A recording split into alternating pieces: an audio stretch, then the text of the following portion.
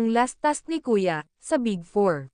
7 versus 4, ang labanan, sa determination ng Big Four, at sa pagtulong-tulong nila, natalo nila ang kalaban. Napatunayan ng Big Four, na karapat-dapat silang, maging Big Four talaga. At kitang-kita mo, sa mga mukha nila, ang tagumpay, at saya, sa bahay ni Kuya. May dinner celebration, ang Big Four, na inihanda ni Kuya, para sa kanila.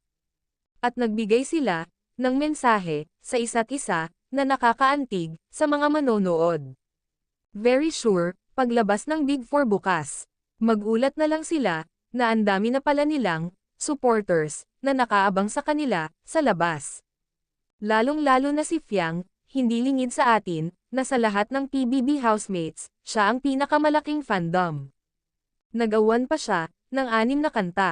Samantala, ang ex-housemates naman, ay naghahanda na, para sa big night bukas. October 26. Kabado man ang ilan, pero kampante ang bawat fandom, ng Big Four.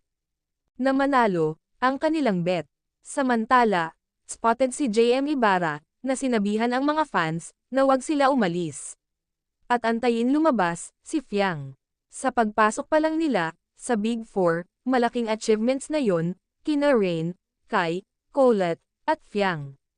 Kahit anong pwesto, ang makuha ng mga ito, proud pa din sa kanila, ang bawat supporters nila. Good luck guys, for tomorrow.